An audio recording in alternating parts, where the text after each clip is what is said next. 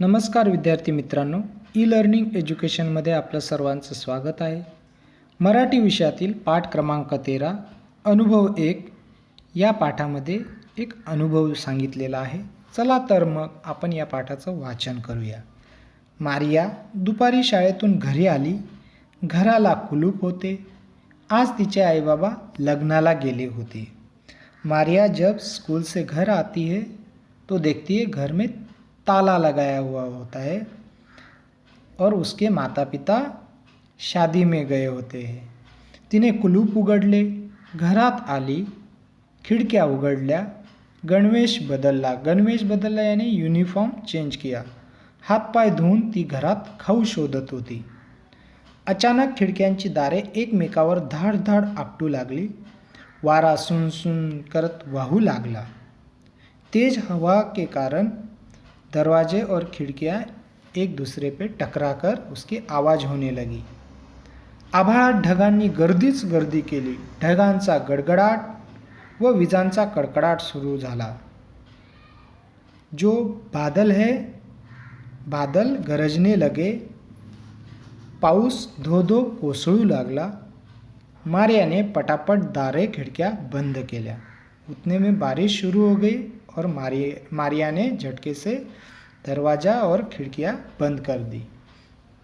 तिचे लक्ष घड्याळाकडे गेले. बराच उशीर झाला आहे असा विचार करतच ती जवळच्या खुर्चीत बसली. हळूहळू तिला पावसावरच्या कविता आठवू लागल्या. ती कविता गुणगुणू लागली. बहुत देर होने के बाद मारिया जो पास में कुर्सी थी उसमें बैठ गई और जो बारिश की कविताएं हैं वो धीरे धीरे गुनगुनाने लगी. पावसाचा आवाज कमी झाला आणि मारियाने खिडकी उघडली. बाहेर रिमझिम पाऊस पडतच होता. वाहणाऱ्या पाण्याचा खळखळाट हळूहळू कमी झाला आणि थोड्याच वेळात पाऊस थांबला. कुछ समय बाद क्या हुआ कि मारिया ने खिड़कियाँ खोल दी क्योंकि बारिश जो है वो कम हो गई और बारिश का पानी बहने की जो आवाज़ है वो धीरे धीरे कम होते हुए बारिश रुक गई. झाडांच्या पानात टपटप पाणी गळत होते. पानाआड बसलेले पक्षी बाहेर आले. पंखांची फडफड करून त्यांनी पंखावरील पाणी झटकले. बारिश रुकने के बाद क्या हुआ कि जो पेड़ की पत्तियों के पीछे छिपे हुए जो पंछी थे उन्होंने अपने पंख फड़फड़ाकर अपने पंख के ऊपर जो पानी है वो झटक दिया. अब मारिया ने आकाशाकडे पाहिले. बाहेर लख ऊन पडलेले होते. लख ऊन याने धूप पड़े हुए मारिया ने बाहर देखा. सगळीकडे कसे स्वच्छ सुंदर वाटत होते. बाहर का जो नज़ारा है एकदम सुंदर सा लगने लगा था. तेवढ्यात दारावरची बेल वाजली. डिंग डॉंग, आई आली असे म्हणतच मारिया पळत दाराकडे गेली. तिने दार उघडले. आई बाबांना पाहिले. इतका वेळ वाट पाहत कंटाळलेली मारिया आईला जाऊन बिलगली. याने मारिया ने कब से वो अपने माता पिता का इंतज़ार कर रही थी. जैसे ही बेल बजी उसने अपने माता पिता को सामने देखते हुए वो बहुत ही खुश हो गई और अपनी मम्मी को उसने प्यार से लिपट लिया. आईने तिला प्रेमाने जवळ घेतले. उसकी माता ने भी उसे प्यार से अपने पास लिया. इस तरह आज हमने ये अनुभव एक इस पाठ में मारिया का अनुभव हमने यहाँ पे देखा. अब इस पाठ पर आधारित कुछ स्वाध्याय में प्रश्न दिए गए हैं. उसके उत्तर कैसे लिखेंगे वो हम देखते हैं. प्रश्न क्रमांक 1, एका वाक्यात उत्तरे लिहा. एक वाक्य में हमें उत्तर लिखना है. प्रश्न क्रमांक अ, मारियाच्या घराला कुलूप का होते. यानी मारिया के घर को ताला क्यों लगाया हुआ था. त्याचं उत्तर कसं लिहिणार आपण. उत्तर, मारियाचे आईबाबा लग्नाला गेले होते म्हणून मारियाच्या घराला कुलूप होते. प्रश्न क्रमांक आ, मारियाने दारे खिडक्या का बंद केल्या. उत्तर, जोराने वारा वाहू लागला व त्याने खिडक्यांची दारे एकमेकावर धाडधाड आपटू लागल्याने मारियाने दारे व खिडक्या बंद केल्या. प्रश्न क्रमांक ई. पानाआड लपलेले पक्षी केव्हा बाहेर आले? उत्तर, पाऊस थांबला मग पानाआड बसलेले पक्षी बाहेर आले. प्रश्न क्रमांक ई. मारिया आईला का बिलगली? उत्तर, बराच वेळ वाट पाहत कंटाळलेली मारिया आईला बघून बिलगली. प्रश्न क्रमांक 2. जोड्या जुळवा. अ गट आणि ब गट यामधील शब्दांच्या आपल्याला जोड्या जुळवायच्या आहेत. 1 नंबर आहे ढगांचा. आणि ढगांचा आवाज कसा झाला या पाठात आलेले? ढगांचा काय होतो? गडगडाट. तर ढगांचा गडगडाट अशी जोडी जुळवायची आहे. दुसरा आहे विजांचा कडकडाट, पाण्याचा खळखळाट, पंखांचा फडफडाट. अशा पद्धतीने जोड्या जुळवायच्या आहेत. प्रश्न क्रमांक 3. वाचा, सांगा, लिहा. प्रश्न क्रमांक अ. शब्दांची पुनरावृत्ती झालेले शब्द लिहा. जसे धाडधाड. अजून कोणते शब्द आपण लिहू शकतो? छन छन, घनघन, कडकड. असे म्हणजे पुनरावृत्ती, पुन्हा पुन्हा ते शब्द येऊन बनणारे शब्द आपल्याला या इथे लिहायचे आहेत. प्रश्न क्रमांक अ.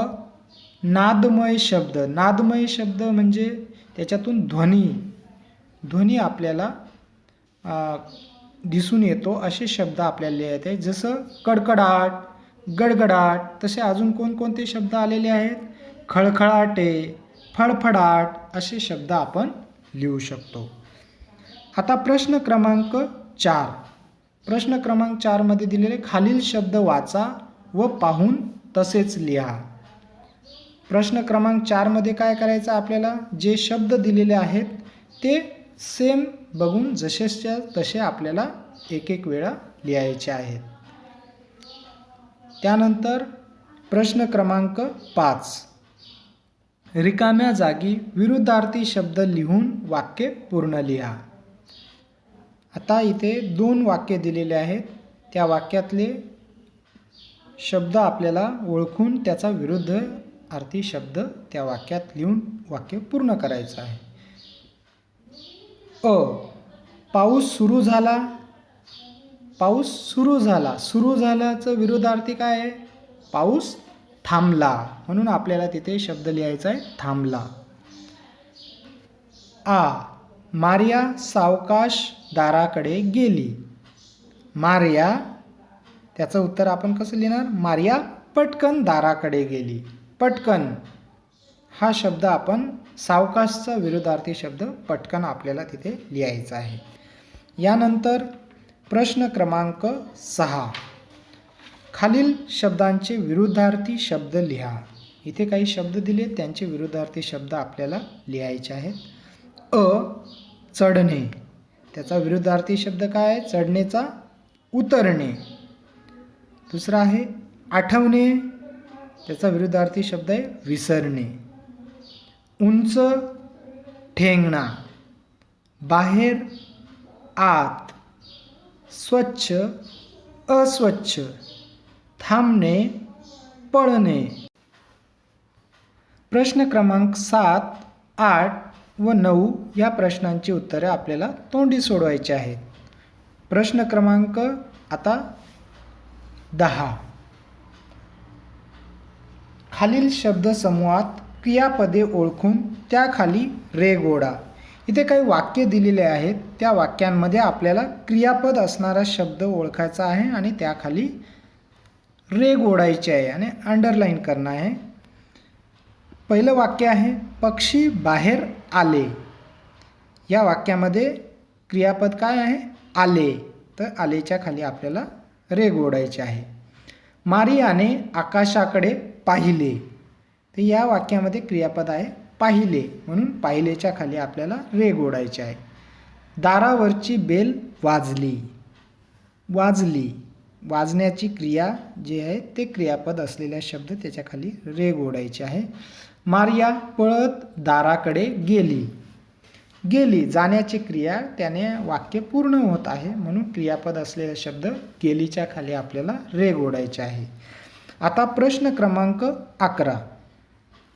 क्रियापदे घालून वाक्य पूर्ण करा. आता आपल्याला इथे काही वाक्य दिलेले आहेत त्या वाक्यांमध्ये आपल्याला क्रियापद असणारा शब्द आपल्या पद्धतीने तिथे लिहायचा आहे. मारिया घरी आली. इथे आपण आली शब्द लिहूया. आली हा क्रियापद असणारा शब्द लिहून आपण ते वाक्य पूर्ण करूया. दुसरं वाक्य आहे मारिया कविता गाते. मारिया कविता गाते. गाते हा क्रियापद असणारा शब्द आपण इथे लिहूया. त्यानंतर मारियाने दार, पुढे शब्द काय लिहूया आपण क्रियापद असलेला उघडले. पुढचं वाक्य आहे मी चेंडू डॅश डॅश दिलेला आहे तिथे आपण क्रियापद काय लिहिणार आहोत मी चेंडू पकडला. त्यानंतर पुढचं वाक्य आहे ताई पुस्तक डॅश डॅशच्या तिथे क्रियापद काय लिहूया ताई पुस्तक वाचते. अशा पद्धतीने आपण क्रियापद असणारे शब्द ह्या इथे लिहिणार आहोत. आता प्रश्न क्रमांक 12. खालील शब्द वाचा. त्या शब्दात आलेली र ची रूपे शोधा. इथे काही शब्द दिलेले आहेत त्या शब्दांमध्ये र ची रूप आपल्याला शोधायची. र किस रूप में आया हुआ है वो हमें ढूंढना है. पहिला शब्द आहे सूर्य. सूर्यामध्ये य च्या वरती आपल्याला दिसतो आहे ना जो रफार लावलेला आहे तो र च्या रूपात आहे. त्यानंतर पुढचा शब्द आहे पर्वत. पर्वत या शब्दात सुद्धा व च्या वरती जो रफार तो र च्या रूपात आहे. त्यानंतर पुढचा शब्द आहे चंद्र. चंद्र या शब्दात द च्या खाली जी तिरपी रेघ ओढली आहे तो र च्या रूपात आहे अर्धा र चंद्र. पुढचा शब्द आहे समुद्र. समुद्र या शब्दात सुद्धा द ला तिरपी रेघ जी लावली आहे ती र च्या रूपात आहे म्हणून ते समुद्र उच्चारण करताना र चा उच्चार तिथे होतो. पुढचा शब्द आहे कैऱ्या. कैऱ्या या शब्दात याला अर्धा र जोडलेला आहे तो ह्या रूपामध्ये अशा पद्धतीने. तसंच पुढचा शब्द आहे पर्या. पर्या या शब्दात सुद्धा अर्धा र या रूपात जोडलेला आहे.